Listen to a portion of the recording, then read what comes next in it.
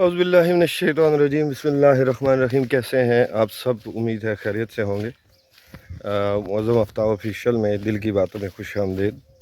आज व्लॉग नहीं होगा, आज दिल की बातें होंगी। दिल की बातें इसलिए इस चीज़ का नाम रखा, या इस टॉपिक इस पे अलग से एक प्ले लिस्ट है जिसमें मैं ये दिल की बातें किया करता हूँ, क्योंकि जो दिल में बात आती है मैं कोशिश करता हूँ उसे आपकी तरफ कन्वे करता हूँ। कुछ लोगों को शायद बुरी भी लगती है मेरी बातें, लेकिन मेरी कोशिश होती है कि जो बात मेरे दिल में आई है उसे मैं आप तक पहुँचाऊँ, आप तक कन्वे करूँ। कुछ सुनने के बाद, कुछ देखने के बाद मुख्तलिफ़ किस्म के ख़यालात इंसान के जहन में आते हैं, तो मैं उन्हीं जहन की बातों को, उन्हीं ख़यालात को बातों में कन्वर्ट करके आप तक पहुँचाने की कोशिश करता हूँ। अगर किसी को मेरी बात बुरी लगती है, किसी की दिल आज़ारी होती है, तो उसके लिए खुसूसी माज़रत। बहरहाल बात अपनी शुरू करते हैं। इन दिनों आसिफ जट भाई हैं, एक सोशल मीडिया पे काफ़ी एक्टिव, उनका काफ़ी बड़ा पेज है। उनकी एक वीडियो में एक बाबा जी बड़े फेमस हुए हैं, बड़े वायरल हुए हैं, जो कि कुछ बीमारियों का इलाज भी बताते हैं और 30 किलोमीटर तक रोज़ भी चलते हैं और मिसवाकें बेचते हैं। अल्लाह का नाम लेके, अल्लाह के नाम पे चीज़ें बेच के अपनी ज़िंदगी गुजारते हैं। और देख लीजिए, अगर आप उनकी ज़िंदगी को देखें और जो बातें उन्होंने की, अगर उनको समझने की कोशिश कीजिए। मैं कोशिश करूँगा कि नीचे डिस्क्रिप्शन में उस वीडियो का लिंक आपको दे दूँगा, आप देखेंगे कि एक 92 साला इंसान, एक 92 साला बूढ़ा इंसान अपनी ज़िंदगी को किस तरह मैनेज कर रहा है और किस तरह मेहनत करके कमा रहा है, और कैसे वो अल्लाह और उसके नबी की ज़ात को, उन ज़ात से मोहब्बत को साथ लेके चल रहा है। और अल्लाह ने 92 साल की उम्र में इसकी जो ख्वाहिश पूरी की है कि वो रोज़ा रसूल पे जा रहा है और उम्रा करने जा रहा है। मुझे रोना भी आया उनकी बात सुन के, उनके जज्बात देख के, कि कैसे वो कह रहे थे कि जी मैं रोज़ा रसूल को जब भी लगाऊंगा और मेरी ख्वाहिश है कि मैं वहीं पे मर जाऊं, मेरी कब्र भी वहीं पे आए। तो उनको आप, अगर वीडियो, मुझे लिंक मिला डिस्क्रिप्शन में दूंगा, अगर आप तक वीडियो नहीं पहुंची तो आप ज़रूर देखिएगा। मैं बात करना चाह रहा था 12 रबीउल अव्वल के बारे में, जो कि बस अब करीब ही है, आ रही है। आज शाम मेरे गांव में भी एक तकरीब है, उसमें कोई परचम कुशाई की जाती है। 12 रबीउल के सिलसिले में मुख्तलिफ़ किस्म के गेट्स वगैरह बनाए जाते हैं, मुख्तलिफ़ किस्म की तकरीबात, मतलब कुछ गेट बनाए जाते हैं, कुछ लंगर खिलाए जाते हैं, कुछ ऐसा सिस्टम है। हर बंदे का अपनी सोच है, हर बंदे का अपना एक अंदाज़ है उसको मनाने का। मैं ये नहीं कह रहा आप ना मनाइए, लेकिन मेरे ख़्याल से, या मेरे पॉइंट ऑफ व्यू से अगर उस चीज़ को देखा जाए, या कुछ लोगों के पॉइंट ऑफ व्यू से कुछ उसको देखा जाए, तो इसे किसी और तरीके से अगर मनाया जाए तो मेरे ख़्याल से बहुत ज़्यादा अच्छा होगा, बहुत ज़्यादा अच्छा होगा। ये गेट बनाने से बजाय, लाइटिंग लगाने से बजाय, ऐसी खुशियाँ मनाने से, अगर इस चीज़ को दूसरी तरफ कन्वर्ट किया जाए, दूसरी से जो नबी करीम सल्लल्लाहु अलैहि वसल्लम की तालीमात हैं उनके मुताबिक उसको कन्वर्ट किया जाए, तो मेरे ख़्याल है वो बहुत ज़्यादा अच्छा होगा। अगर किसी को मेरी बात से दिल आज़ारी होती है तो उसके लिए मैं खुसूसी माज़रत चाहता हूँ। ये मेरा अपना पॉइंट है कि जितने ख़र्चे हम ये गेट बनाने पे, लाइट्स लगाने पे, लंगर खाने चलाने पे और ऐसे काम करने पे चलाते हैं, अगर इसकी बजाय इसी ख़र्चे को हम किसी गरीब का घर बसाने में, किसी गरीब का बिजली का बिल अदा करने में, किसी की बेटी का जहेज़ बनाने में, या किसी की रोज़मर्रा की ज़रूरियात के लिए सामान पहुँचाने में इस्तेमाल करें, तो वो बहुत ज़्यादा अच्छा होगा। मेरे ख़्याल है नबी करीम सल्लल्लाहु अलैहि वसल्लम की ये सुन्नत भी है और उनका ये तरीक़ाकार भी था, और उनका ये हुक्म भी था कि अपने पड़ोसियों का ख़्याल रखें और अपने आस-पास के लोगों की ज़रूरियात का ख़्याल रखें, गरीबों की मदद करें, गरीबों पे रहम करें। वो इस चीज़ को बहुत ज़्यादा मतलब पसंद करते थे, और अगर हम लोग इसी चीज़ को आगे कन्वे करने की कोशिश करें तो बहुत ज़्यादा अच्छा होगा, बहुत ज़्यादा एक अच्छा माहौल बन सकता है, एक बहुत अच्छी, एक नई तरीक़ाकार हो सकता है, मतलब डेवलप कर सकते हैं हम, अगर हम शुरू करें तो। क्योंकि मैंने देखा, अब हमारे यहाँ पे एक गांव है, साथ ही एक गांव है, उसमें अब ये तरतीब बन गई है, इस दफ़ा उनकी यूनियन ने, या इस दफ़ा उनकी ये जो मिलाद की यूनियन है, उन्होंने ऐलान किया कि हम लोग सिर्फ जुलूस निकालेंगे, हम लोग गेट नहीं बनाएंगे, हम लोग लंगर नहीं रखेंगे, उसी लंगर से ही हम किसी और की मदद कर देंगे, या किसी और में, किसी मस्जिद में लगा देंगे, किसी मदरसे में लगा देंगे। बहुत ज़्यादा अच्छा है। ये रबीउल अव्वल जब भी आती है तो नबी करीम सल्लल्लाहु अलैहि वसल्लम की मोहब्बत में बहुत से लोग बहुत से तरीक़ों से उस चीज़ को करते हैं।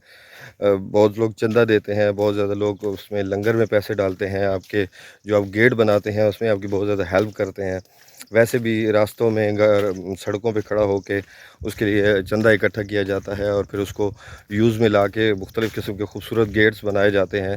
میں یہ نہیں کہتا کہ آپ نہ بنائیں، یہ آپ کی اپنی مرضی ہے، آپ کی اپنی سوچ ہے، آپ کی اپنی محبت ہے۔ میرا جو خیال ہے اس کو اگر میں کنوے کروں آپ تک، تو میرا خیال ہے اگر اس چیز کو دوسرے اینگل سے لیا جائے، اس سے سوچا جائے، تو اگر آپ ایک انسان کا گھر بنا دیں گے، ایک انسان کی بیٹی کا، غریب کی بیٹی کا جہیز بنا دیں گے، تو میرا خیال ہے وہ ساری زندگی ہے آپ کے لیے۔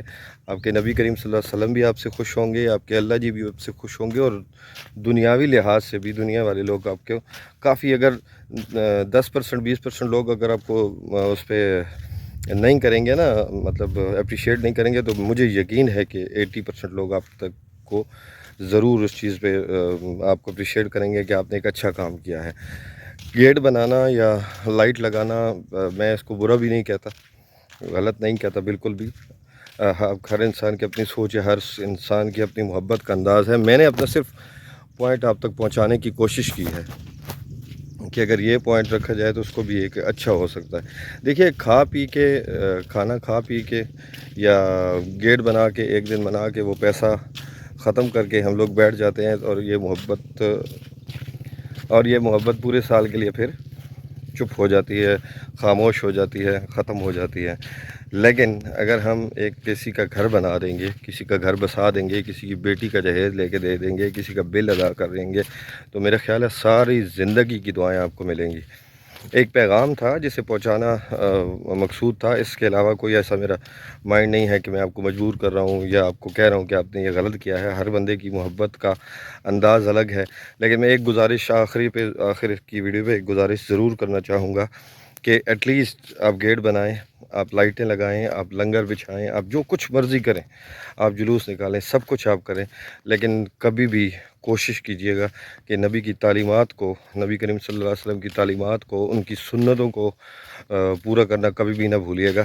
نبی کریم صلی اللہ علیہ وسلم نے کسی حالت میں بھی نماز نہیں چھوڑی، کسی حالت میں بھی نماز نہیں چھوڑی۔ ان کے آل اولاد نے بھی سجدوں میں سر کٹا دیا، لیکن نماز ضرور پڑھی ہے۔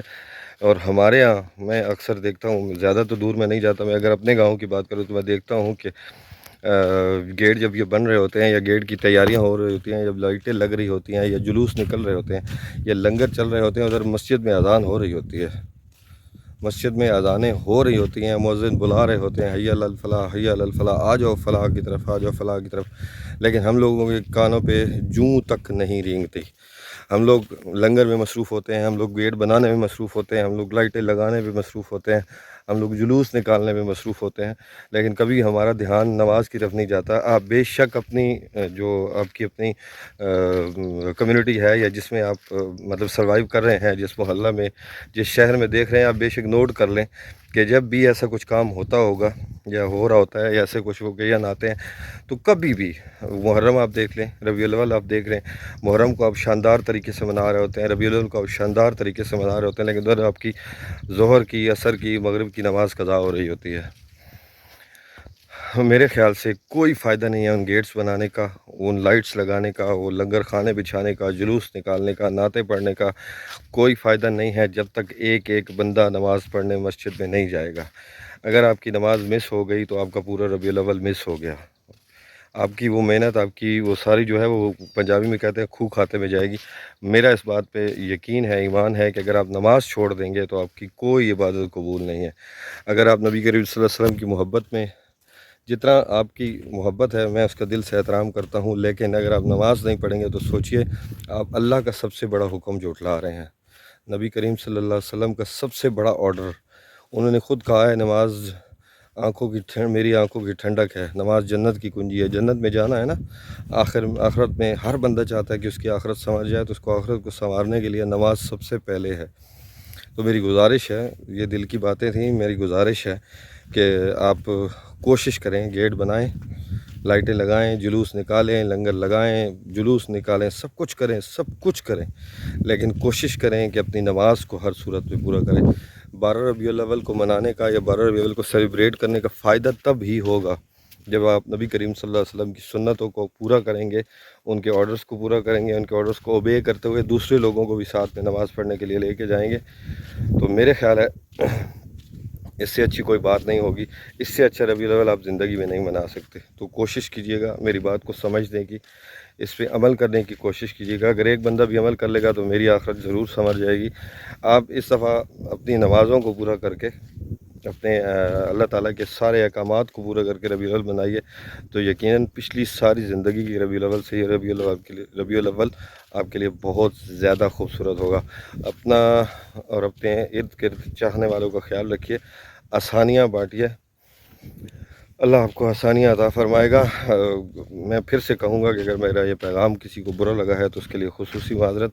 ملیں گے پھر کسی انشاءاللہ نیکسٹ ویڈیو میں، دل کی باتیں کریں گے وہاں پہ۔